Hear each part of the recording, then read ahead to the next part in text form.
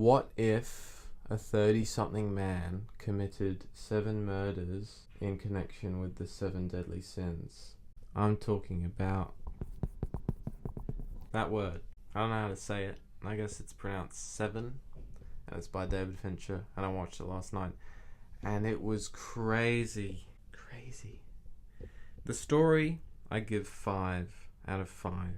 It interweaves the aftermath of the murders with the chemistry between Morgan Freeman and Brad Pitt's characters, Somerset and Mills, respectively, which is just so interesting.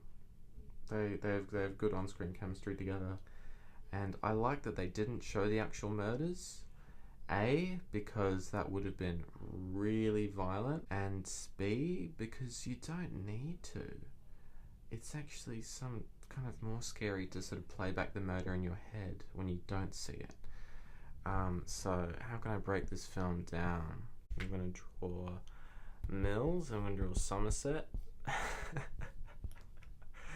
and they are on the case, and Mills wears this trench coat, so does Somerset, and they find this murder, someone dead, and they go, oh no, that's not good.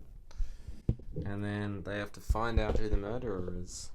So they read books to find out why the murderer is doing what he's doing. Why?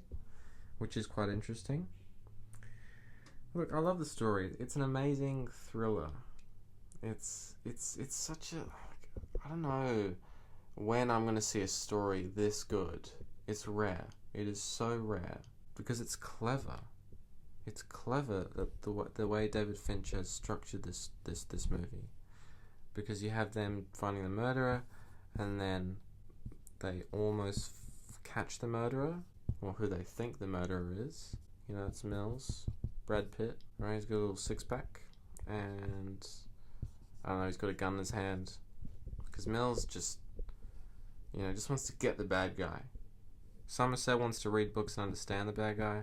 Mills, no. Just get him. And they don't catch the bad guy. And then the ending. I don't even want to talk about the ending. I'll talk about it. Should I? No. I'm going to leave that to you. I don't want to spoil too much. The ending is amazing though. Okay? That's why I don't want to reveal it. Anyway, there are 7 murders. 7. The execution of the story is great. Brad Pitt's acting, I love it. I recently saw 12 Monkeys, so his sort of, his crazy arm gestures that he does in 12 Monkeys sort of appear in 7 as well, and that is just such a delight to watch. As I say, him and Morgan Freeman, amazing together. The set and the lighting. Now, the lighting was almost distracting to the point where I wasn't absorbed, but it wasn't. It wasn't actually distracting. It was just almost distracting. Things like The Matrix, where the lighting is just green and black, I just find that takes away from the story a little bit too much. But this was fine. It was a lot of yellows and blacks, and I love the look of it. I mean, all Hollywood films have a bit of colour grading, don't they? They boost the yellows, boost the reds. I might even do that to this video. I might turn up the colours.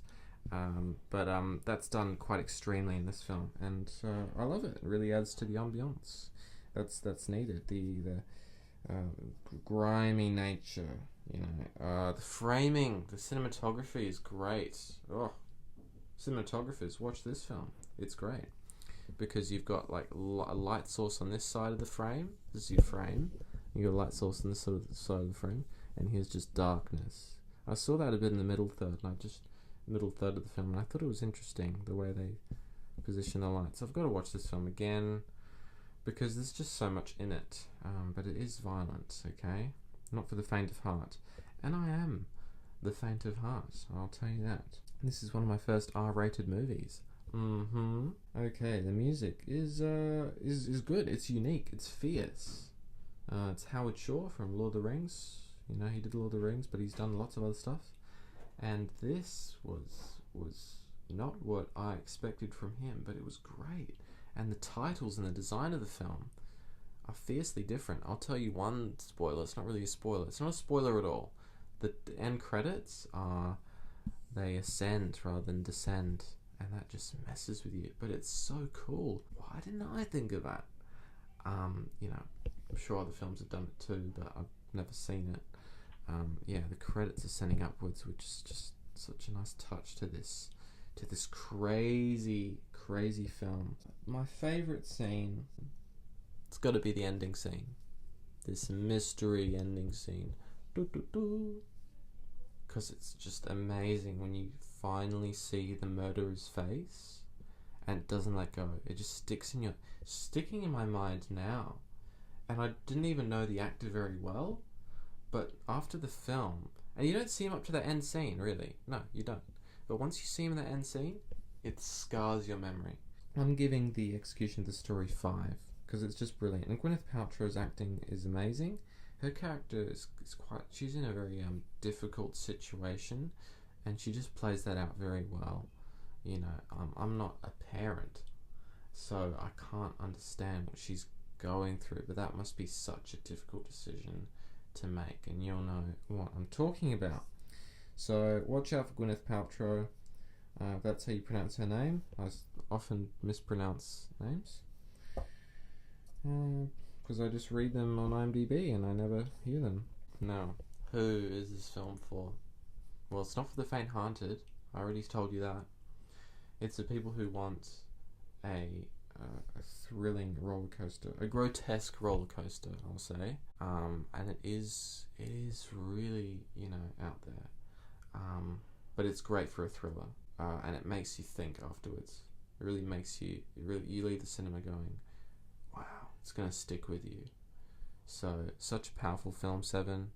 Thank you, David Fincher, for giving us this movie. I'm giving it 5 stars. Thank you very much.